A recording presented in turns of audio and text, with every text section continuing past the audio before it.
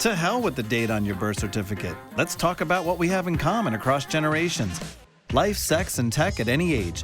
Welcome to Age Blind with Nancy A. Shenker. Hey, everybody, and welcome to Age Blind, where the date on your birth certificate is meaningless to everybody. We look for those things that we have in common across the generations, as opposed to the things that divide us. And because our summer theme is hot summer fun, nerd girls like me have always had fun reading. Reading has always been my escape into a different reality. It's what educates me. And what's especially interesting is I am recording today from a room called the Whisper Room, which was donated, as I found out, by Billy Joel, as well as Paul McCartney. And it's on the lower level of the East Hampton Library. So Nancy Shenker, fun fact, I have been coming to this library since I was about 8 or 9 years old, and my parents used to bring me out here for the summer. And I was a bored, introverted, shy little girl, and I would just come up with these self-assigned projects. And one summer, I decided to learn everything there was to learn about the movie industry. We're actually going to be doing an episode on summer blockbusters, what to watch, what to stream. But I spent hours and hours and hours in this library when I was a little girl. And amazingly, the library still has its original historic charm, but it's been updated and renovated. And I would not be recording from here if not for the generosity of Sir Paul and Billy Joel, two of my favorites, who donated this amazing studio and all of the equipment in it. So thank you, Paul and Billy. We're on a first name basis. And most important, I have two terrific guests today, Zibby Owens and Ella Dawson. And before we jump into introductions, I just want to give you a few fun facts about reading. Frighteningly, more than 60% of all people haven't read a book in the past 12 months. How scary is that? And 54% of the U.S. population has a literacy rate below the 6th grade level. So grab a book, grab a Kindle, and just start reading. Interestingly, the hottest genre is thrillers, crimes, and mystery, which are the top categories for podcasts as well. Why else should you read? Studies show that reading can actually help you live longer and result in better cognition. And who better to talk about reading than two published authors? I can't even do justice to talking about their backgrounds. So I would like them to introduce themselves. Zibby, why don't you go first and just tell our audience who you are, what you do, and how you first got into reading? Well, Nancy, we might have crossed paths at the East Hampton Library because I spent the summers there with Mrs. Rudersham, the librarian, filling up my mom's Ella Bean tote bag full of books, bringing home as many as I could fit, and begging her to go back and replace them with all new books as often as possible, doing the summer reading challenge. Anyway, my love of reading started very early. It also fostered a love of writing, which I have been doing since I was a kid. My grandparents published a little miniature book of mine when I was 9, and I have wanted to be an author ever since, although my first novel wasn't published till I think I was 47. So it took a little bit of time, but I come at everything I do from a love of books. It has inspired me to start my own podcast, which I launched in 2018 when I was trying to sell a book and had, quote unquote, no platform. And a friend suggested I start a podcast.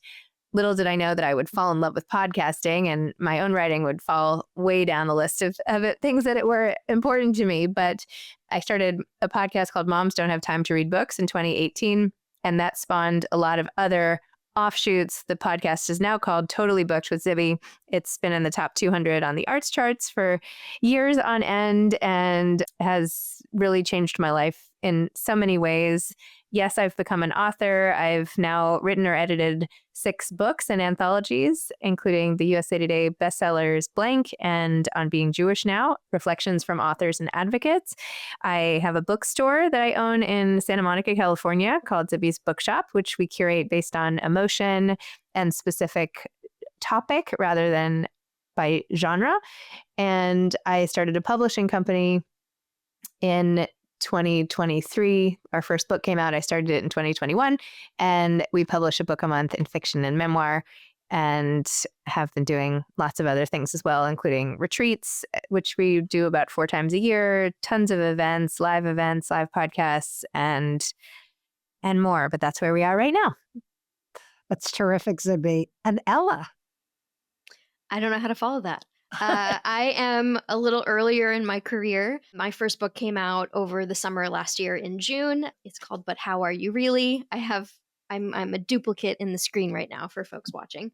And it is a romance novel, women's literature about a bunch of queer millennials who go to their college reunion and deal with life not looking the way that they expected it to. I have always been a romance reader. I think that when I was younger, I had absorbed the idea that romance fiction wasn't as serious, that it was something to be secretive about.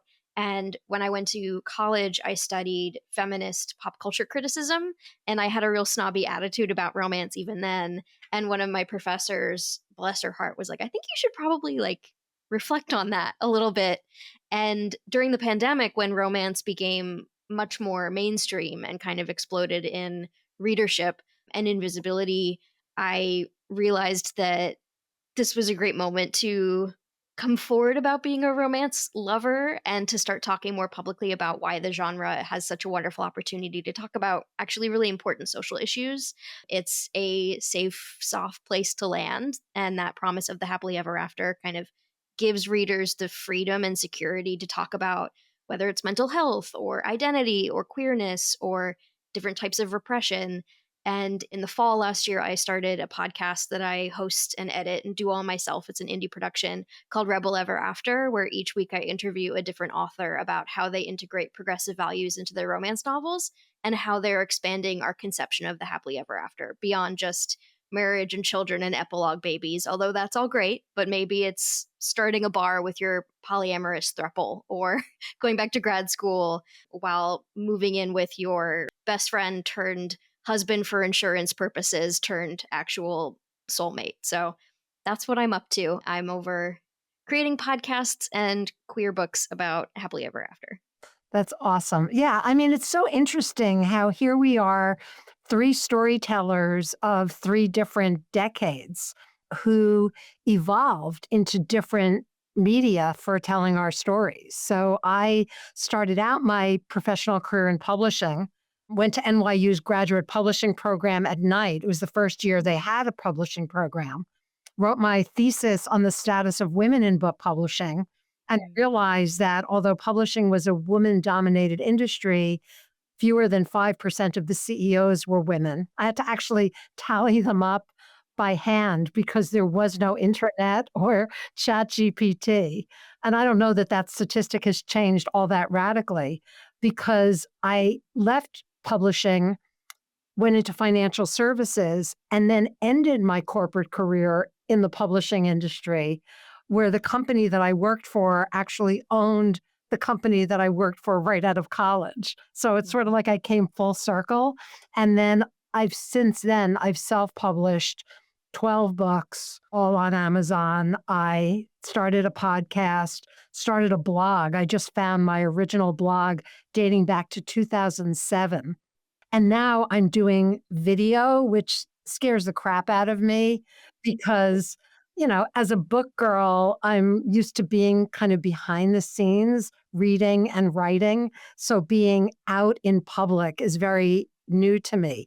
But it's interesting because I get a lot of my book recommendations now from my daughters, at least one of whom belongs to a book club and has turned me on to Emily Henry. And they're always giving me recommendations of books to read. So we kind of have this informal mother-daughter book club kind of thing going, which is very cool. So the summer is a really good time for people who have maybe not been reading, that 50% that never picks up a book or a Kindle. So talk to me a little bit about what books you're currently reading, what you're looking forward to reading, where you get your book recommendations from. Ella, why don't we start with you this time? Sure. So I do get a lot of my book recommendations from social media, just in terms of how I discover what books are even coming out. I'm a bit of a freak in that I follow the trade publications and I follow the different publishers on social media. So I tend to have a sense of what the new releases are. But it's really helpful for me to see what different small micro influencers are excited to read about and the books that they're promoting and loving. I tend to focus on romance novels that are written by like underrepresented authors and that may not get the same like mainstream publicity and support. So one of the books that I'm really excited about, and I have to show you the cover because it's really beautiful for folks who are watching. It's called Love is a War Song by Danica Nava. And let's see if there we go, my iPad will cooperate. It's just like such a beautiful, striking illustrated cover. And it's the story of an indigenous pop star who gets canceled after an unfortunate Rolling Stone cover incident. And she winds up going to stay at her mother's ranch and falls in love with a native cowboy. So Danica cares a lot about native representation. Her books are such a good mix of rom-com tropes and fun and lightness. She tends to be a very like breezy, classic beach read writer, but she's bringing this voice that is really underrepresented in the romance genre and in publishing overall. I'll also share her debut came out last year. So if you don't want to wait until July to read Danica, her book, The Truth According to Ember, came out last year. And it's another like workplace rom-com type of premise. So that's one of the books that I'm really excited about.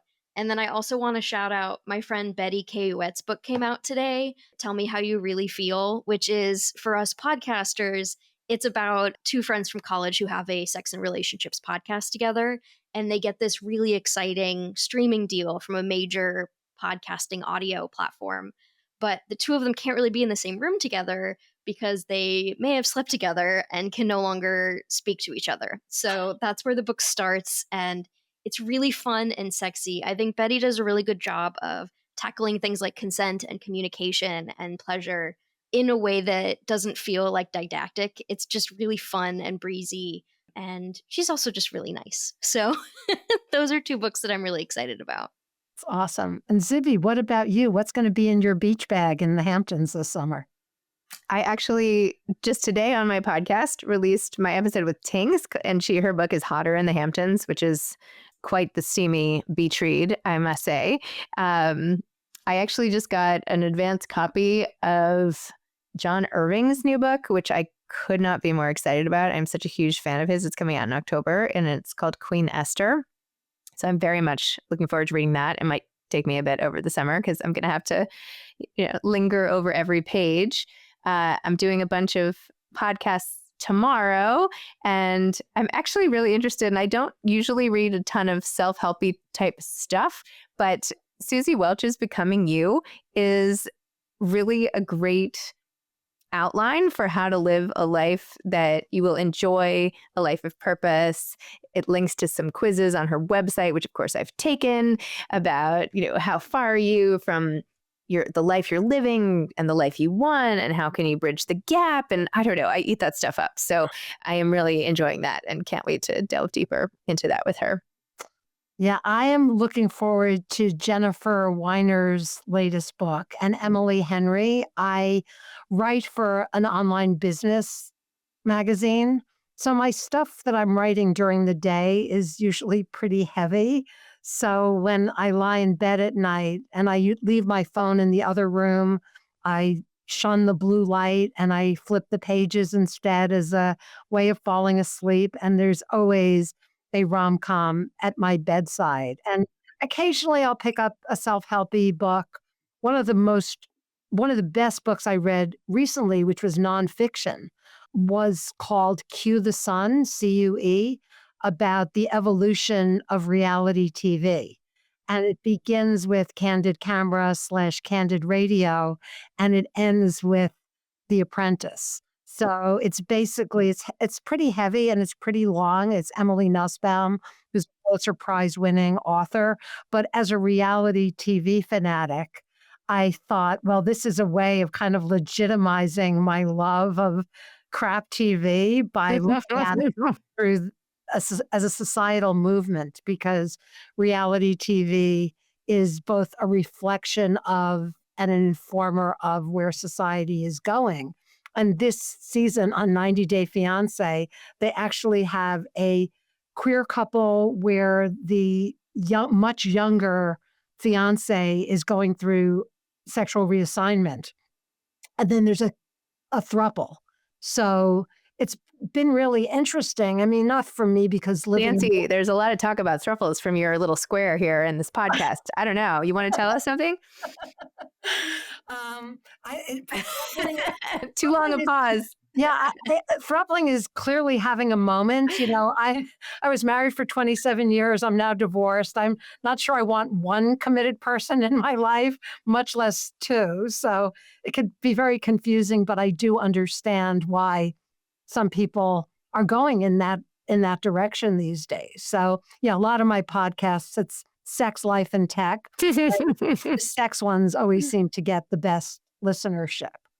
And being 69 years old, I actually have a lot of friends who are discovering their inner author in their 60s after having had long and often boring careers. They're publishing their first-time novels, including a woman named Stella Fossey who writes romance specifically for the over 50 woman, which is its own genre.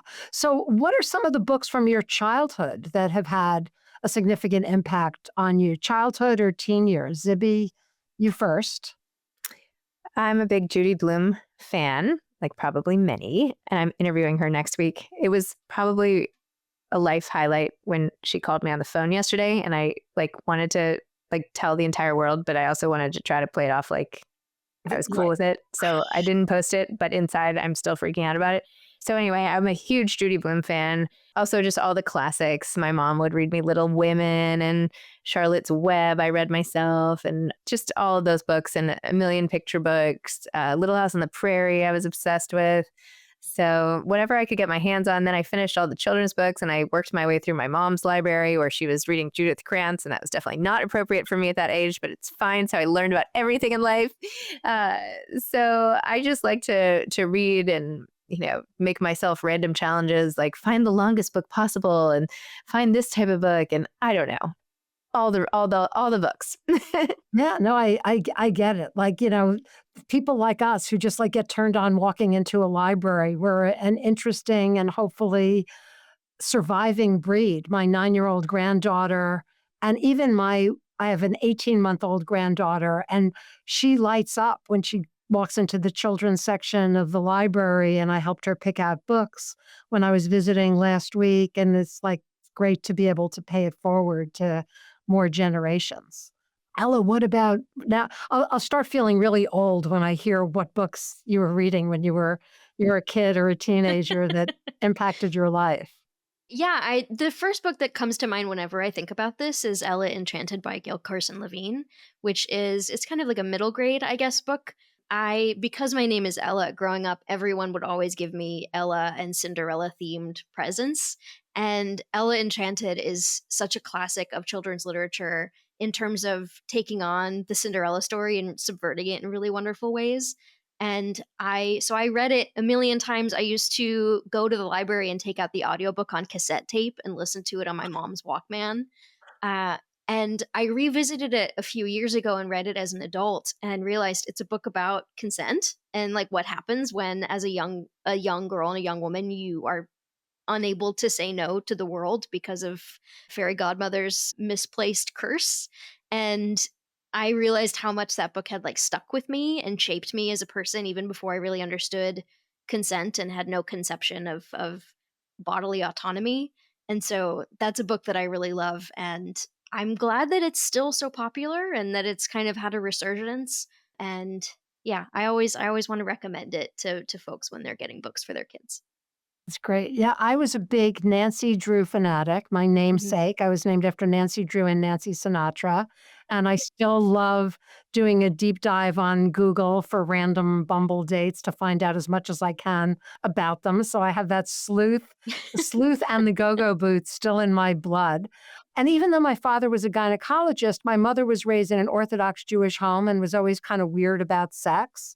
So I remember loving Marjorie Morningstar, which they turned into a bad movie with Natalie Wood, or Splendor in the Grass. I had a Natalie Wood thing obviously going on. That was the movie, but like romance novels that involved sex. Like that was my thing when I was younger. It was better than any sex education I was getting at home because there was the passion and the longing and the, all the other stuff. And yeah, like both of you, I am like a voracious reader, so anything that just catches my eye or catches my spirit. Are both of you on Goodreads?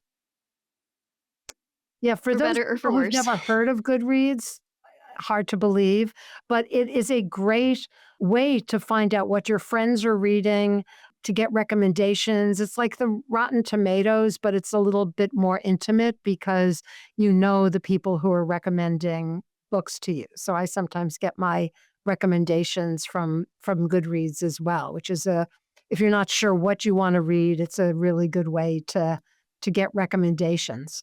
So Zibby, do you have kids? I have 4 kids. All right, cool. Are they readers? One of them is a huge reader.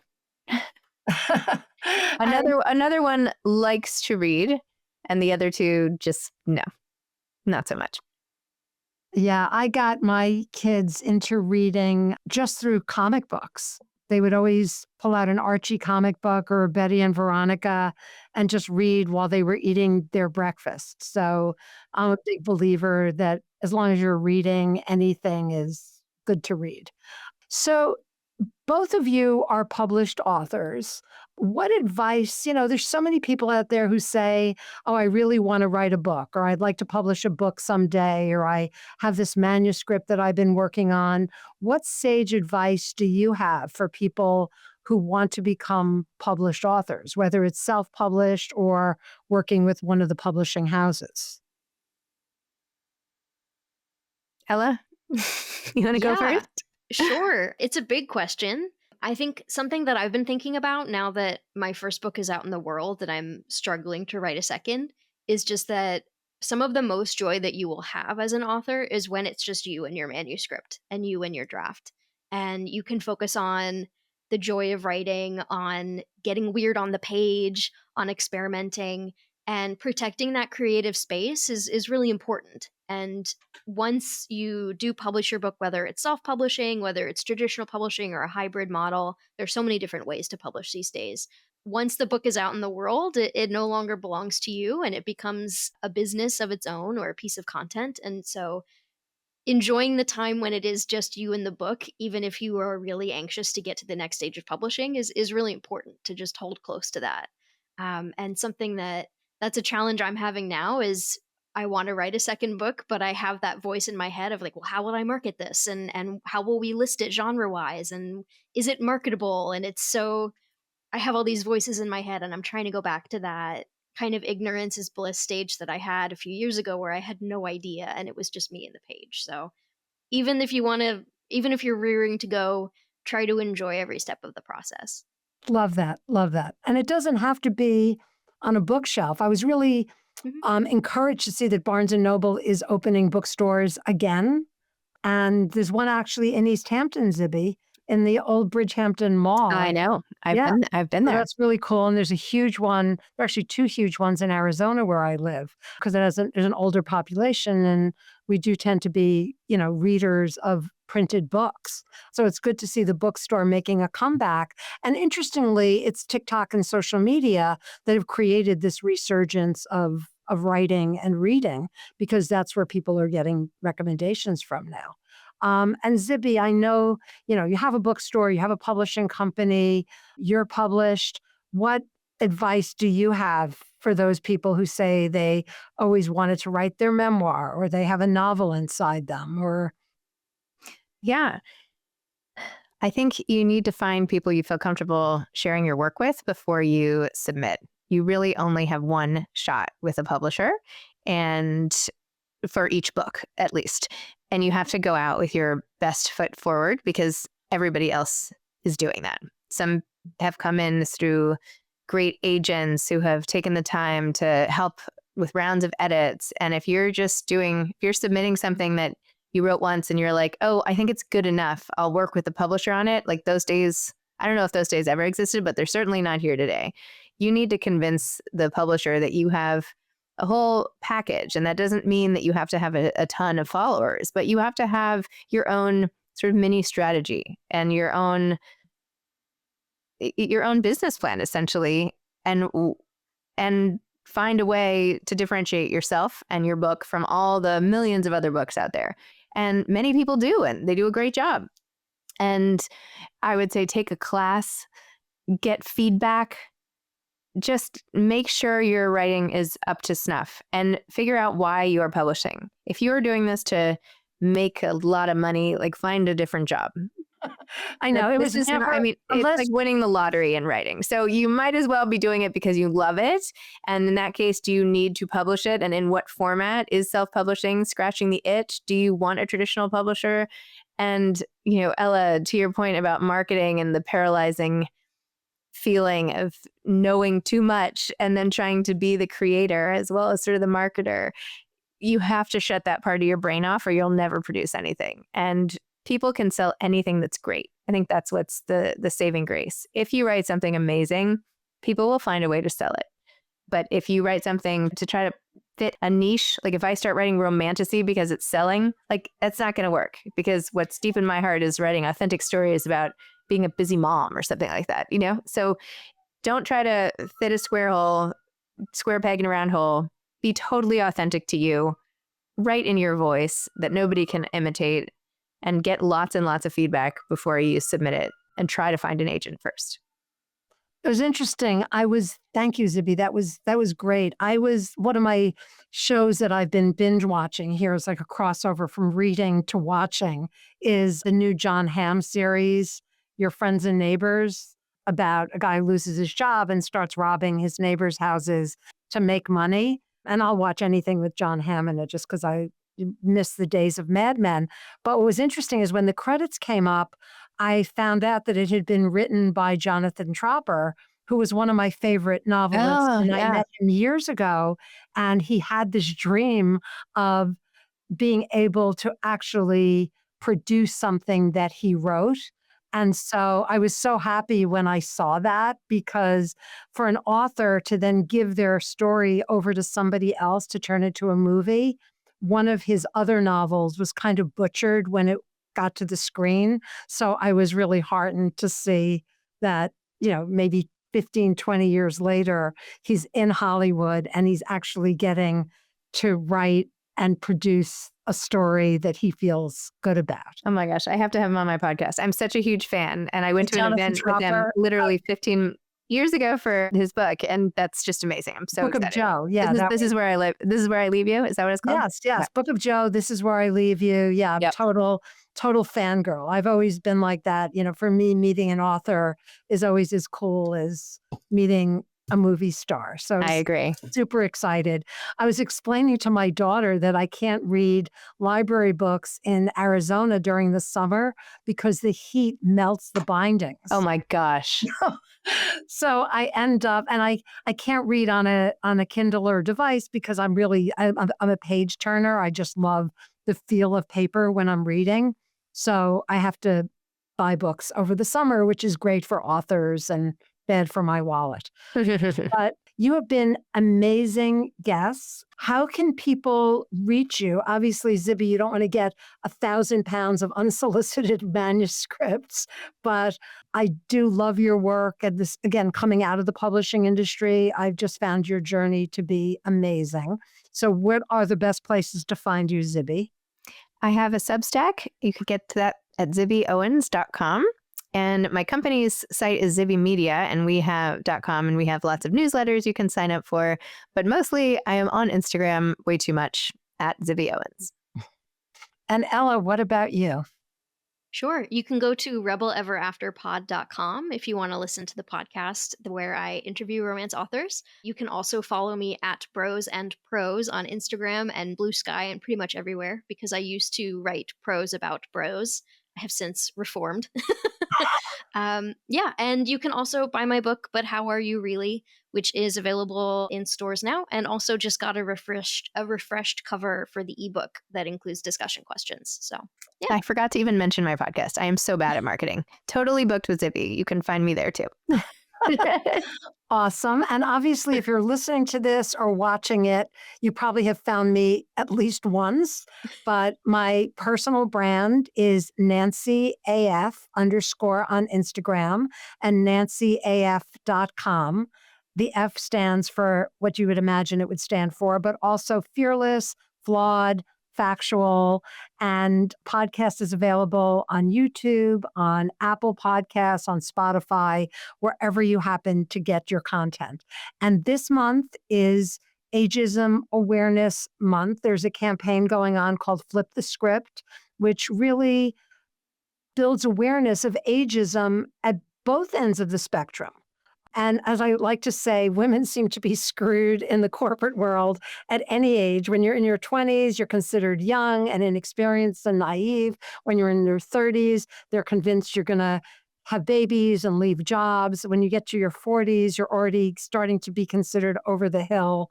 And the beauty of being my age, 69, is I no longer give a fuck. So it's actually the best. And my kids are grown and out of the house and doing really well. And my parents are both gone, which means I'm not responsible for caring for an aging parent. So it's really not a bad age to be. So you have many years to go before you get here. But I do want to leave you with the message.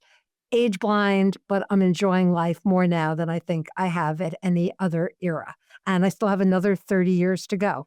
So remember to be age blind, keep on listening and watching. And if you'd like to be a guest, just email me at nancyashenker@gmail.com.